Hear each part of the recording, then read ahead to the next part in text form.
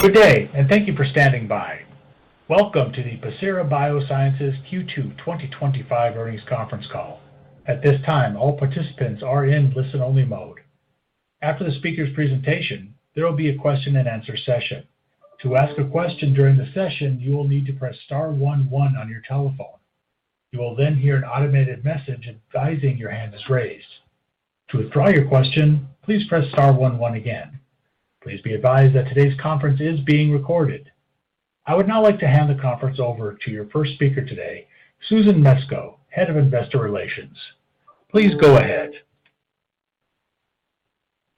Thank you. Good afternoon, everyone. Welcome to today's conference call to discuss our second quarter 2025 financial results. Joining me are Frank Lee, Chief Executive Officer, Brendan Teehan, Chief Commercial Officer, and Shawn Cross, Chief Financial Officer. Tony Molloy, Chief Legal and Compliance Officer, is also here for today's question-and-answer session. Before we begin, let me remind you that this call will include forward-looking statements subject to the safe harbor provisions of federal securities laws. Such statements represent our judgment as of today and may involve risks and uncertainties. This may cause our actual results, performance, or achievements to differ materially.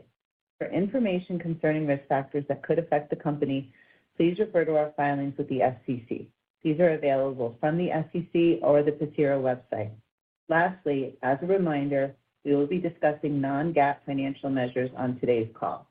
A description of these metrics, along with our reconciliation to GAAP, can be found in the news release issued earlier this afternoon.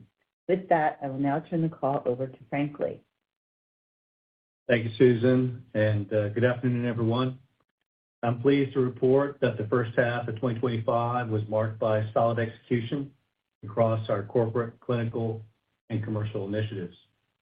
The stage is set for accelerating top-line growth in the second half of the year, and importantly, we delivered several key milestones to advance our 5x30 path to growth and value creation. To remind you, this plan supports two broad strategic imperatives.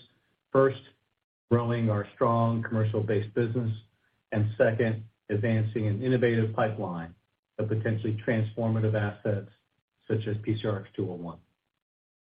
Notable second quarter accomplishments include the following: improving EXPAREL performance with 6% year-over-year volume growth, the highest in 8 quarters; strong commercial progress, allowing us to reiterate and narrow our range for revenue guidance; favorable gross margins supporting an increase in guidance; enhanced capital structure and liquidity with a new $300 million revolver and significant reduction of debt; and finally, disciplined and strategic capital allocation with the repurchase of $50 million of common stock. Brendan and Shawn will share more specifics on the quarter shortly. I'll begin with a high-level overview of our commercial portfolio, where our 3 best-in-class products continue to generate significant cash flow. Our flagship product, EXPAREL, the first half of 2025 was marked by solid execution across 3 priorities: market access, awareness, and utilization. We now have a strong base to build on, and we're seeing encouraging momentum across key leading indicators for EXPAREL. On the market access front, we continue to advocate for expanded patient access to opioid-sparing pain therapies. To that end, we're pleased to see a new policy outlined by CMS in its preliminary rule for 2026. CMS is proposing to completely phase out its inpatient-only list over the next 3 years, starting with the removal of hundreds of procedures in 2026. In parallel, many of these procedures will be added to its list of procedures covered in ambulatory surgical centers. We believe this will enhance the EXPAREL market opportunity in the outpatient settings. On the IP front, our legal team secured a favorable re-examination of our 495 patent from the U.S. Patent and Trademark Office. Importantly, during this process, we amended the patent's claims to add volume limitations and to address other issues noted in the New Jersey court's opinion last year. The 495 patent will be reissued shortly, and we believe it will be the strongest in our uric acid family of patents. In parallel, the team continues to innovate and expand our uric acid and IVRA patent families with 2 new patents. Both claim EXPAREL composition and are listed in the FDA's Orange Book with exclusivity into the 2040s. Shifting gears to strategic partnerships, a key component of 5x30 with an objective of 5 partnerships by 2030. We recently executed a potentially transformative collaboration with Johnson & Johnson MedTech for ZILRETTA. We believe this will significantly expand our reach and patient access for ZILRETTA. The proven long-lasting benefits of ZILRETTA and its distinct mechanism of action make it an ideal addition to the J&J MedTech's existing portfolio of OA pain solutions. Because there's no one-size-fits-all for treating patients suffering from OA pain, a personalized approach is essential. With a highly complementary non-opioid option, the J&J MedTech team would better support multiple treatment paths and improve the patient journey. For Pacira, this collaboration essentially doubles our sales calls for ZILRETTA, which is promotion-responsive product. It gives us access to a well-established team and an extensive customer base. These relationships span a variety of physician specialists beyond orthopedics, such as sports medicine, osteopathy, pain management, and rheumatology. We believe this will meaningfully accelerate the ZILRETTA growth trajectory in an efficient manner. As for growth margins, enhanced manufacturing efficiencies have allowed us to increase our full-year guidance. This is a result of a multi-year investment in our 200-liter facilities in Swindon and San Diego. These suites provide ample capacity to meet demand with more favorable cost structure and manufacturing yields. Turning now to our pipeline, where we're focused on becoming the therapeutic area leader in musculoskeletal pain and adjacencies. These are large markets with high unmet patient need. Our 2 registrational studies for ZILRETTA in the shoulder OA and Iovera in spasticity are progressing according to plan. To further solidify our leadership in opioid-sparing innovation, we're advancing Innovations in Genicular Outcomes Registry, or IGOR.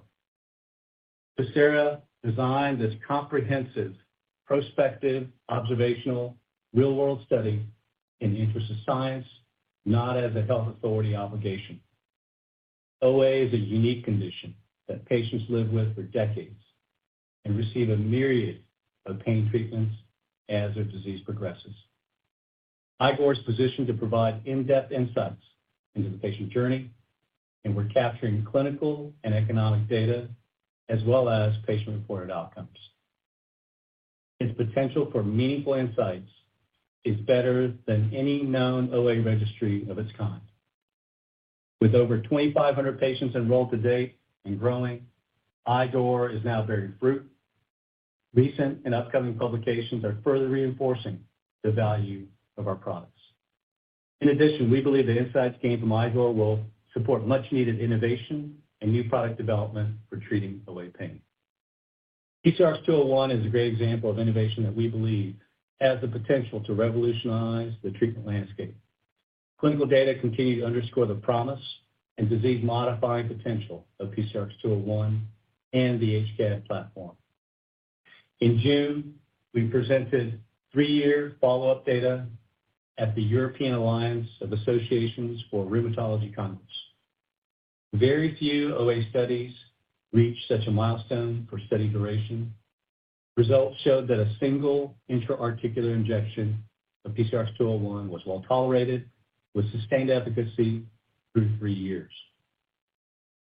In addition, we're making great progress enrolling our phase 2 ASCEND study with enrollment in Part A on track to conclude by year-end.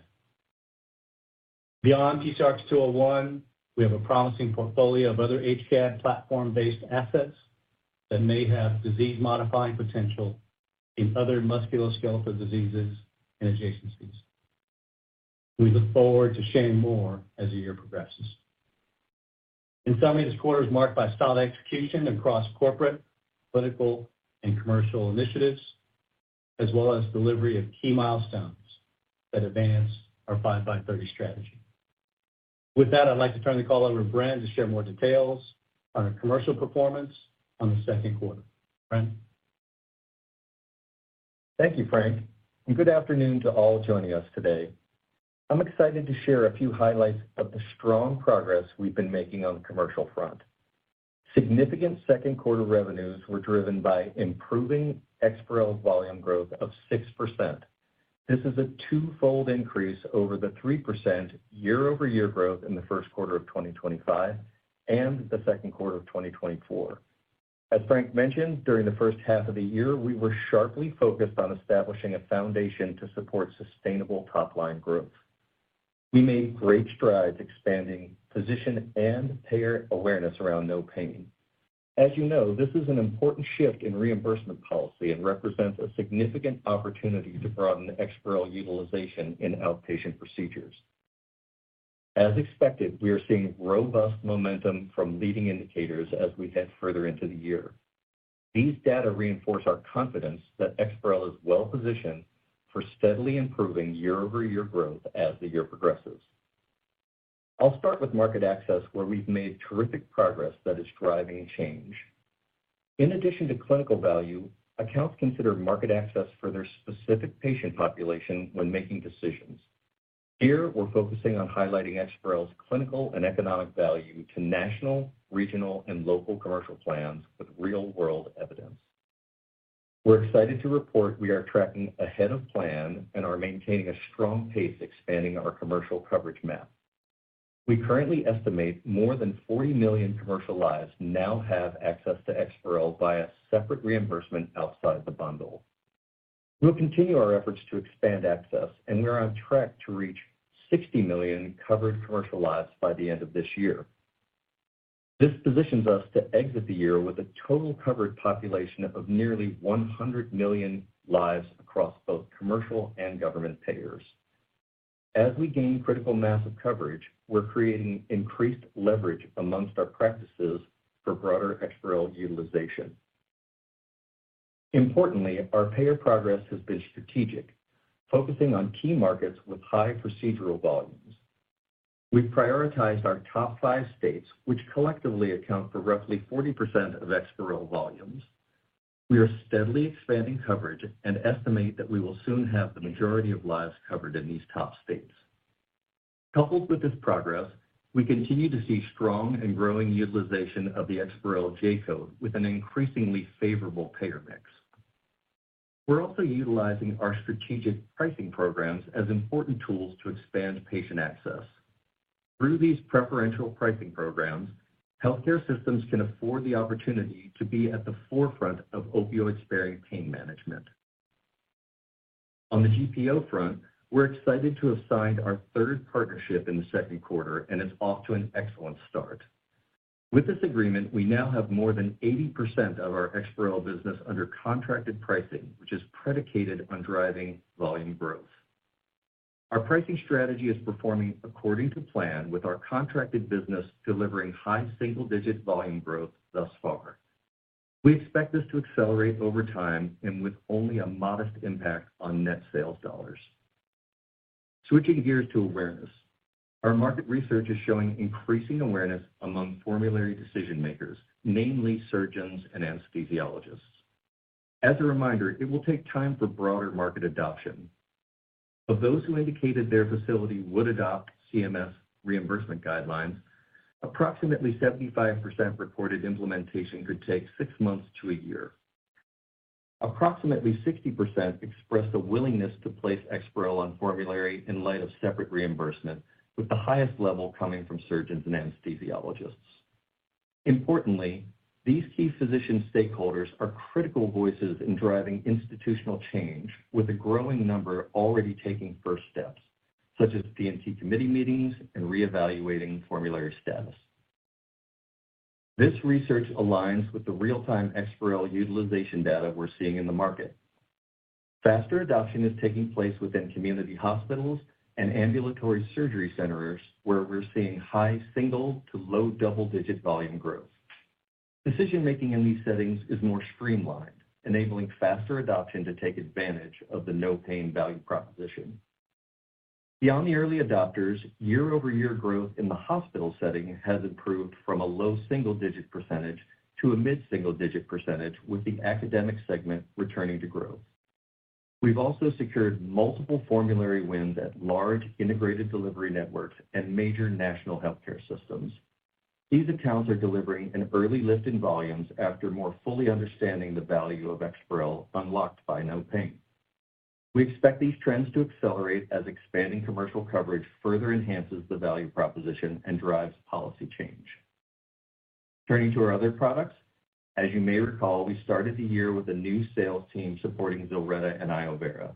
The team has begun to hit its stride, and we are confident these products are back on track for improving growth as the year progresses. We look forward to the second half of the year and reporting additional commercial progress on future calls. With that, I will turn the call over to Sean for his review of the financials. Thank you, Brent.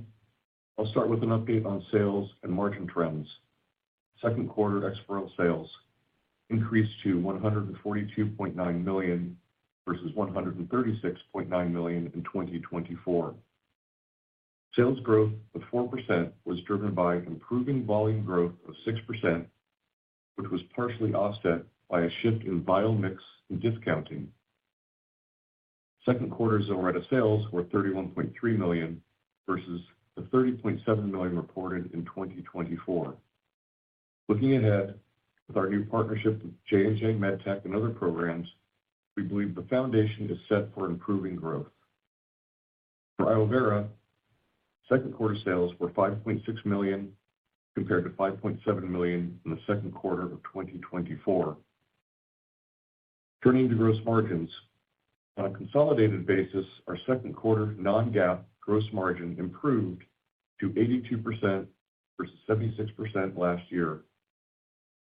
Gross margins continue to benefit from the improved costs and efficiencies of our two large-scale manufacturing suites.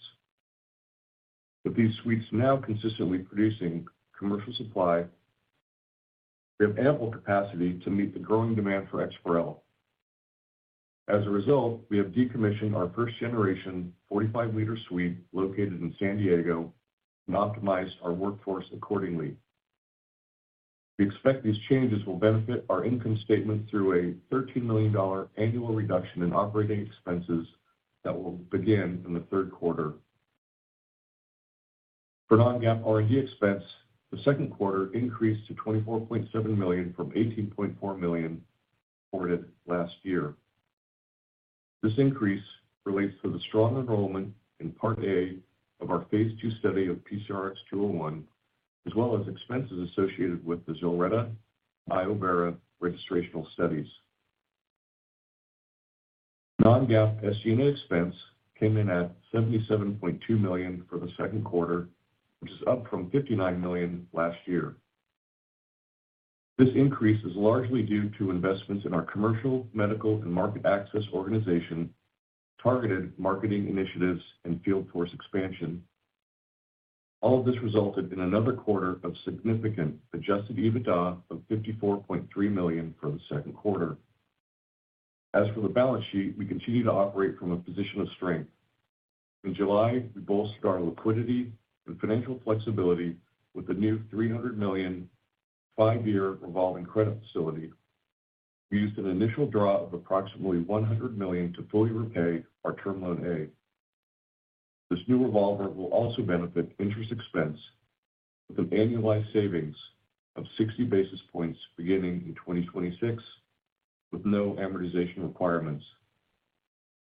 In addition, we recently repaid our August 2025 convertible notes with cash on hand. Taking this into account, along with RDF's repayment of the EXPAREL royalties, we ended the quarter with pro forma cash and investments of approximately $270 million. With a business that is producing significant operating cash flow, we are well equipped to advance our 5x30 strategy and create shareholder value. We are also taking a disciplined approach to capital allocation, where we are focusing on 3 areas. First, accelerating growth in our best-in-class base business. Second, advancing an innovative pipeline and becoming the leader in musculoskeletal pain and adjacencies. And third, opportunistically returning capital to shareholders. During the second quarter, we executed $50 million in share repurchases, retired approximately 2 million shares of common stock. This is in addition to the $25 million repurchase executed last year. To remind you, we have approximately $250 million remaining under our current buyback authorization, which runs through the end of 2026. We will continue to be opportunistic with stock repurchases given what we believe is a significant disconnect in our market valuation. As we execute 5x30, we expect to prioritize accretive opportunities that benefit operating margins to enhance shareholder value. That brings us to our full-year P&L guidance for 2025. Today, we are narrowing our range for full-year revenue guidance to $730 to $750 million. In addition, we are increasing our guidance for non-GAAP gross margins to 78 to 80%, our previous range of 76 to 78%. 2025 margins benefited from increased manufacturing efficiencies, favorable production volumes, and the elimination of our EXPAREL royalty obligation. We remain well-positioned to achieve our 5-year goal of steadily expanding margins with a 5 percentage point improvement over 2024. We are reiterating all of our other financial guidance ranges as follows: non-GAAP R&D expense of $90 to $105 million, non-GAAP SG&A expense of $290 to $320 million, stock-based compensation of $56 to $61 million. And lastly, for those modeling EBITDA, we expect our full-year 2025 depreciation expense to be approximately $35 million. Looking ahead, with the commercial investments we've made, we expect to achieve sustainable earnings growth driven by improving sales, enhanced gross margins, and stabilizing operating expenses. In addition, opportunistic stock repurchases and reductions in share count will further enhance EPS. And with that, I'll turn the call back to Frank. Thank you, Sean. In closing, I want to thank our entire team for their strong execution and dedication throughout the first half of the year. We've already achieved meaningful milestones that advance our 5x30 strategy and position us for sustainable success. With this foundation in place, we're entering the second half of the year with strong momentum and a clear focus on further accelerating growth. Thank you again for joining us today and for your continued support and confidence in our mission. With that, operator, we're ready to open the call for questions. Thank you. At this time, we will conduct a question and answer session. As a reminder, to ask a question, you'll need to press star 11 on your telephone and wait for your name to be announced. To withdraw your question, please press star 11 again. Please stand by while we compile the Q&A roster. Our first question comes from Les Sulewski with Truist Securities. Your line is open. Good evening. Thank you for taking our questions. I have a couple. First, maybe could you provide some commentary around the new partnership with J&J MedTech on ZILRETTA, and how does that compare to the previous co-promote with J&J and EXPAREL? And then as a follow-up, what are the economics on this partnership, and what assumptions can we derive from the strategy? Any figurative commentary would be helpful. My second question is around the third GPO. What are the expectations for impact to gross to net? And then a couple more, just progress on the sales force expansion, and maybe one for Sean. Appreciate the commentary around the expected savings on the consolidation of plants. But how do we kind of view the gross margin outlook into second half and then into next year? Thank you. Thanks, Les, for the question. It's Frank Lee here. Hey, first of all, let me just say before we jump into this, and I'll turn to Sean and Brent for some commentary here, that I have to say I'm really proud of the team on executing on all fronts here across the entirety of the business. Whether it's growth in revenue, it's margins, pipeline, IP, et cetera. There's a lot of activity that happened this year, and net, it's a strong foundation for growth going forward. So let me just comment a little bit about the J&J partnership, and then I'll turn to Sean for gross and nets and some commentary about gross margin, and then maybe a little bit about the sales force. Just at a high level, just to remind everybody that the J&J partnership previously was for EXPAREL, and that was prior to COVID. And during COVID, as we all know, the dynamics changed. So prior to that, it was a very successful partnership, and so the events of COVID led to the discontinuation of that particular partnership. But we've always appreciated J&J's capabilities and partnership there.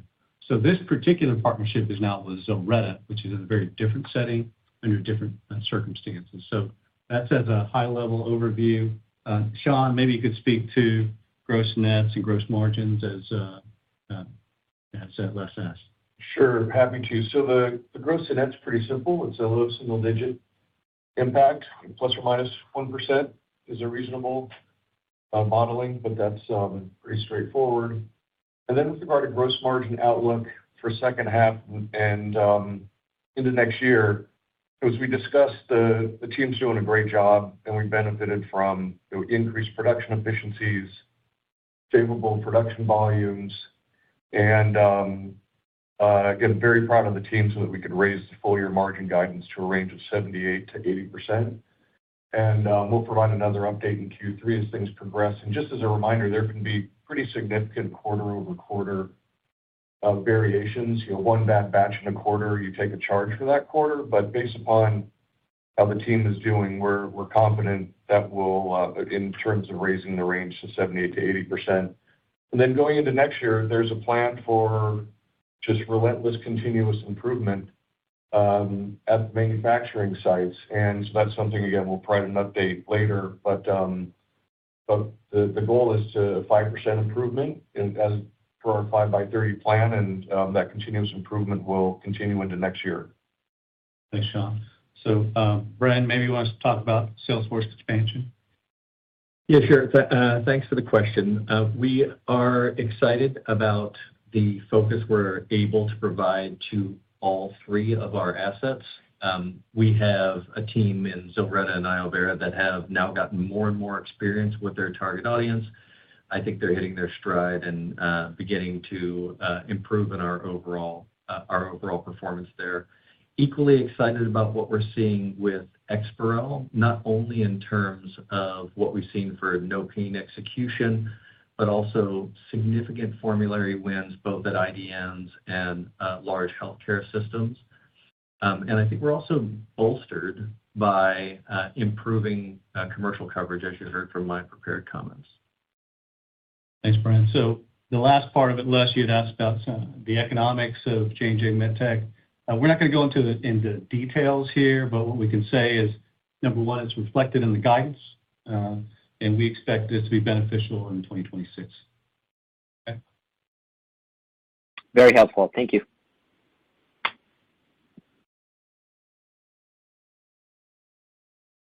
Next question comes from Serge Belanger with Needham & Company. Hi, this is John on for Serge today. Thanks for taking my question. Just a quick one regarding surgery volumes. Can you just give us a little bit of color on what you saw in the second quarter and then what you're seeing, I guess, to the first month of the third quarter, and in which settings you think you're seeing the most traction at this time? Thanks. Hey, thanks, John. We can't go into specifics about how this quarter started, and so you'll have to wait till next quarter about that. But I'm going to turn to Bren here to talk a little bit about kind of what we're seeing in volumes over the course of the first half here. For sure. And actually, I'm encouraged by what we've seen for EXPAREL volumes in light of what the broader market has looked like. For us, at least the most recent data points we've seen would suggest that surgery outpatient case volumes are slightly down in the second quarter versus same time last year. And I see more inpatient surgery kind of flat, comparatively speaking. That said, to have seen the progress that we have in the HOPD or the outpatient setting for community hospitals as well as in ambulatory surgery centers is very encouraging. Great. And if I could just have a quick follow-up. You mentioned having 40 million commercial lives under having EXPAREL access and looking to get to 60 million by the end of the year. And then 100 million of total lives covered across commercial and government providers. Just curious where the focus might be in terms of making gains, throughout the remainder of this year and then into next year. Sure. Thanks for the question, John. And I would say that we've been as strategic as we can be with especially regional plans. We're trying to align as best we possibly can our surgical volumes and opportunity with those large regional payer plans. Of course, we will be opportunistic, and I think we're also seeing a number of national plans start to really embrace no pain, start to see reimbursement outside of the bundle.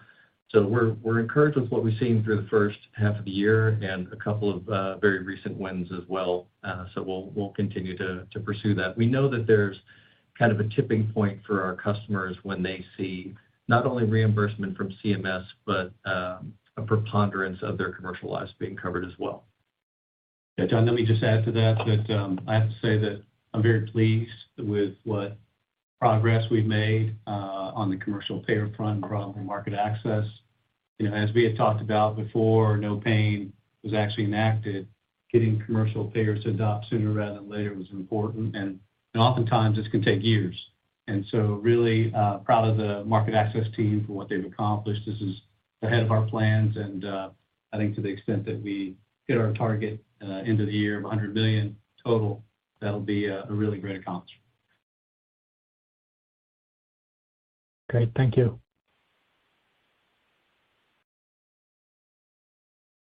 Our next question comes from Gary Nachman with Raymond James. Hey guys, this is Dennis Resnick on for Gary Nachman. Thanks for taking our questions. So first, you've previously talked about expanding the current suite of products ex-US with a partner. So can you provide an update on how those conversations are going? What are you looking for in a partner? When do you think a deal could materialize? And would you look for a partner for all three products at once, or would you go one by one? And then I've got a couple follow-ups. Thank you. Hey, thanks, Dennis. Really good questions. Indeed, we believe there are markets outside the U.S. with meaningful opportunity for all of our products. Of course, the initial focus, certainly our flagship product, EXPAREL, but ZILRETTA and Iovera potential there as well. So we're making good progress, and if you think about our 5x30 goal of having 5 partnerships in this time frame, we think we're well on track. So I can't give you any specific dates, but what I can tell you is that there's been very good interest. And as we think about potential strategic partners, they would, of course, be leaders in their field, have meaningful penetration in a portfolio, and values that are aligned with ours. So those are some of the things that we look for. And, the good news is I think that there are meaningful partners out there. And so we'll keep you apprised of how things are progressing, but I can tell you now that we're active in the process and that we're pleased with the kind of dialogue we're having. That's great. And then if I may ask for some more color on PCRX 201 and the recent 3-year data, kind of any color you can give about the significance of it and the feedback from the poster presentations. And then on the ongoing phase 2, it's nice to see the enrollment going so well. Can you just remind us how many total sites you plan on having and the split between how many are in the U.S. versus ex-U.S.? Thanks. Yeah, thanks for the question. 201, I have to tell you, there's been very good excitement about 201. As we all know, there's been a lack of innovation in broadly the OA and the knee space, and a big reason why we have, in essence, breakthrough status for gene therapies, the RMAT designation. So the data that we recently presented were 3-year data, and as I mentioned in my comments, there are very few studies that follow patients with OA of the knee out to 3 years, and we're seeing still very good response, very good safety profile and data that we've observed. Of course, this is an open label study, and we'll know a lot more as we progress and report on our ASCEND study. So to answer your question about the response from investigators, thought leaders, et cetera, on 201, there's been a lot of great excitement about that one, number one. Number two is that as we think about the ASCEND study, we haven't provided all the specifics about number of sites, et cetera, but what we can tell you is that there are 3 arms, and one is the control, is the steroid control, and then 2 other arms that are the steroid plus PCRX 201. And so we're more than halfway through our enrollment. That's progressing very, very well. And so we expect to be completed by the end of this year for Part A, and then Part B will start next year. So bottom line is we'll have some initial data, as we've talked about before, from Part A sometime towards the end of 26, early 27, in that time frame. Great. Thanks so much, and congrats on all the progress. Thank you.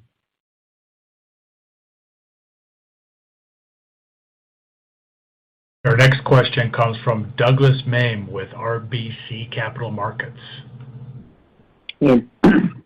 Excuse me. Good afternoon, everyone. My question just has to do with the guidance. Saw that you tightened it, 730 to 750 now. But what I'm curious about is back in Q1 when you were looking at these numbers and you had a wider range, what is it that's changed that's moved you away from, let's say, the upper end, the 750 to 765? Is it more price, or is it no pain and the discussions that you're having with payers a little slower than you anticipated? Just curious about that. Thanks for the question, Douglas. Obviously ahead of a launch of something like this, there are uncertainties, and of course we provided a guidance range where we thought was reasonable. It all comes down to just some of the fundamentals that we talked about and Brent addressed, which is market access. To what extent could we get commercial payers to come on board, along with now this new CMS reimbursement, enough so that we have tipping points in certain geographic areas where the majority of patients, let's say, are covered under this new approach to reimburse EXPAREL. That's when meaningful change really happens. And so without having some initial data, we had to provide that kind of a range. And now we have better certainty as we've now got a half the year under our belt. And so that's why I think we can provide this more narrow range. So the midpoint hasn't changed, if that's your question, of course. But I think it's really about market access, about tipping point where the majority of patients are covered under this kind of reimbursement. And then, of course, after that, we'll be driving awareness and utilization because access is available for the majority of patients. Okay. And then just as a follow-up, the J&J deal does look good on ZILRETTA, and I'm curious, as we go into 2026, what in particular, where do you think that they're going to be able to add the greatest value to the product? And I'll leave it there. Thank you. Yeah, thanks, Doug. I'm gonna look over here to Brent to answer that one. Yeah, just to reiterate, we're thrilled to have this opportunity. I spent the first half of my career at J&J, and it's wonderful to be partners with them again here.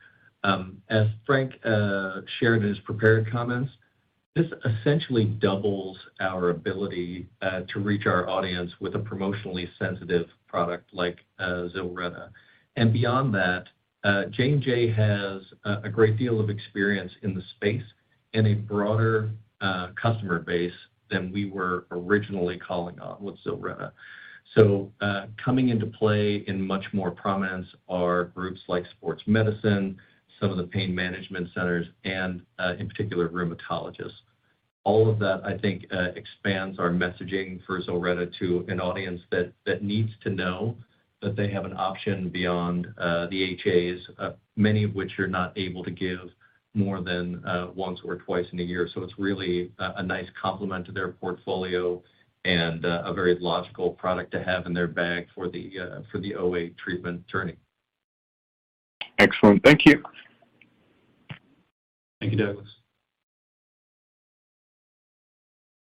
Our next question comes from Hardik Parikh with J.P. Morgan. Hey, thanks for the questions today, and thanks for the update, Frank and team. I had a couple of questions. First is just wondering, you mentioned that survey you guys had done, and you're talking about the organizations who plan to add EXPAREL to the formularies. They could take 6 to 12 months to start adopting. I was wondering, did you get any more color from that survey in terms of what are the gating factors that kind of lead to that 6 to 12 month time frame? And then the second part is when your sales teams are pitching to various stakeholders, qualitatively, how much of the discussion is on educating on no pain versus explaining the benefits of EXPAREL relative to alternatives? Thank you. So I'm going to look to Brent here on that one as well. So Brent, thanks, Hardik. Yeah, for sure. If you go back to when no pain went into effect, which is January, most of the time, when you're asking your audience why it might take them a little bit of time to affect that change, a lot of it is to confirm they're going to get the reimbursement that they believe is coming. They also understand that CMS, while that accounts for a significant number of procedures, it's about a third of the total. So they want to see, will commercial follow that plan? So as we've been updating with every earnings call, we want to put increasing points on the board for commercial coverage outside of the bundle. As that becomes reality in a variety of geographic areas, we see increasing numbers of payers come on board with EXPAREL reimbursement outside the bundle. And then just speaking about how we speak about EXPAREL, let's be clear. We are, obviously excited about what no pain means in terms of the value proposition, the enhanced value proposition for EXPAREL. But the majority of our time is spent explaining what differentiates EXPAREL from alternatives and why it leads to the types of outcomes that our patients deserve. And I think you'll see more of that in the second half of the year as we look to amplify that message and make sure that patients, caregivers, and physicians understand what makes EXPAREL the best choice for procedures for which it's approved. Thanks, Brennan. Let me just add to that regard to the health economic value proposition, so important in these settings, increasingly important as we go forward. And as we step back, I mentioned that we have 2,500 patients in this IGOR registry that follows patients through their OA of the knee journey. And we think that's going to provide some really great insights into not only the value of our products, but some other products that are used in this setting, and give us, again, better confidence that we'll be able to provide more patients access to our medicines. Thank you for the color. And this concludes the question and answer session. I would now like to turn it back to Susan for closing remarks. Thank you, Sean, and thanks to all on the call for your questions and time today. We're energized by the opportunities ahead and remain focused on executing our 5x30 growth strategy with discipline and purpose. As we move through the remainder of the year, we are confident in our ability to build on our momentum and position Pacira for long-term success. Thank you again for your continued support, and be well. Thank you for your participation in today's conference. This does conclude the program. You may now disconnect.